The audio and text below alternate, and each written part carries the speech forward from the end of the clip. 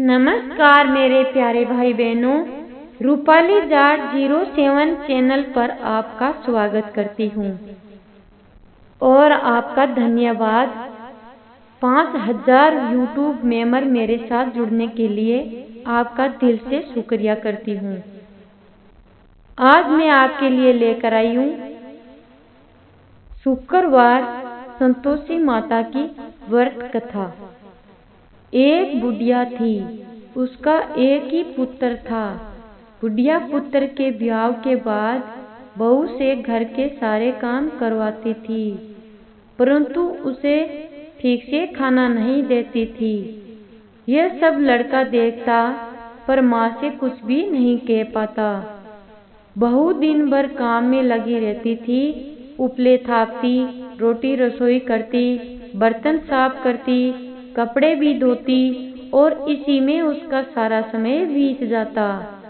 काफी सोच विचार कर एक दिन लड़का माँ से बोला, माँ मैं परदेश जा रहा हूँ। माँ को बेटे की बात बहुत ज्यादा पसंद आ गई तथा उसे जाने की आज्ञा भी दे दी। इसके बाद वह अपनी पत्नी के पास जाकर बोला, मैं परदेश जा रहा हूँ, अपनी कुछ निशानी मुझे दे दो। बहू बोली, मेरे पास तो निशानी देने योग्य कुछ भी नहीं है। ये कहकर वह पति के चरणों में गिरकर रोने लगी।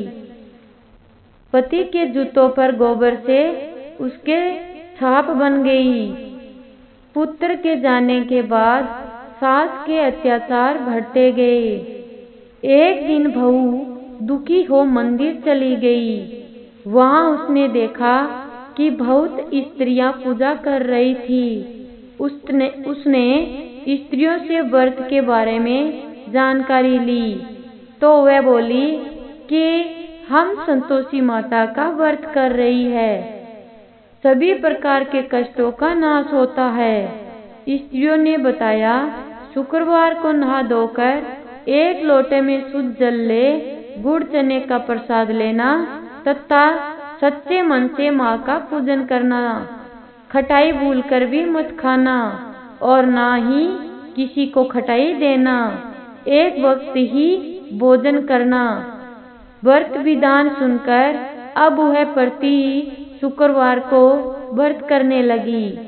माता की कृपा से कुछ दिनों के बाद पति का पत्र आया। कुछ दिनों बाद पैसा भी आ गया उनके घर।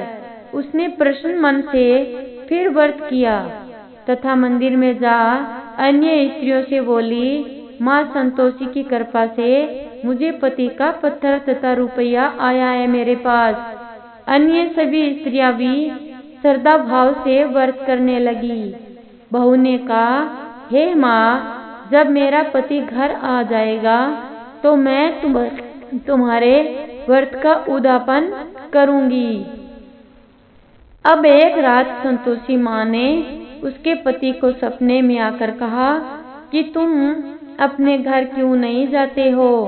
तो वह कहने लगा, सेठ जी का सारा सामान अभी बिका नहीं है, रुपया भी अभी नहीं आया है। उसने सेठ जी को सपने में सारी बात कही तथा घर जाने की इजाजत मांगी, पर सेठ जी ने इनकार कर दिया। माँ की कृपा से कई व्यापारी आए, सोना चांदी तथा अन्य सामान खरीद कर ले गए। कर्जदार रुपया भी लौटा गए। अब तो साहूकार ने उसे घर जाने की इजाजत दे दी। घर आकर पुत्र ने अपनी माँ व पत्नी को बहुत सारे रुपए दिए। पत्नी ने कहा कि तुम मुझे संतोषी माता के व्रत का उद्यापन करना होगा। उसने सभी को न्योता दे उद्यापन की सारी तैयारी की।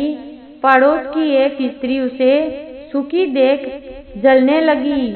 उसने अपने बच्चों को सिखा दिया कि तुम भोजन के समय उनसे खटाई जरूर मांगना। उद्यापन के समय खाना खाते खाते बच्चे खटाई के लिए मचल उठे तो बहू ने पैसा देकर उन्हें बहलाया। बच्चे दुकान से उन पैसों की इमली खटाई खरीदकर खाने लगे तो बहू पर माता ने कोप किया। राजा के दूत उसके पति को पकड़कर ले जाने लगे तो किसी ने बताया कि उद्यान में बच्चों ने पैसे की इमली खटाई खाई है। तो बहू ने पुणे व्रत के उद्यापन का संकल्प लिया। संकल्प के बाद वह मंदिर में निकली तो राह में पति आता दिखाई दिया। पति बोला, इतना धन जो कमाया है उसका टैक्स राजा ने मांगा था। अगले शुक्रवार को उसने फिर विधिवत व्रत किया, उद्यापन किया। इससे संतोषी माँ प्रसन्न हुई। 9 माह बाद चांद सा सुंदर पुत्र हुआ। अब सास बहू तथा बेटा माँ की कृपा से आनंद ले रहे हैं। संतोषी माता व्रत का फल जाने इस वीडियो में क्या है वह फल। संतोषी माता की अनुकंपा से व्रत करने वाले स्त्री पुरुष सभी मनोकामनाएं पूरी होती है। परीक्षा में सफलता, न्यायालय में विजय, व्यवसाय में लाभ और घर में सुख समृद्धि का पुण्य फल प्राप्त होता है। अविवाहित लड़कियों को सहयोग्य वर शीघ्र मिलता है। जय संतोषी माता की। दोस्तों, अगर आपने अभी तक मेरा चैनल सब्सक्राइब नहीं किया है तो प्लीज आप मेरे चैनल को सब्सक्राइब कर दीजिए। धन्यवाद।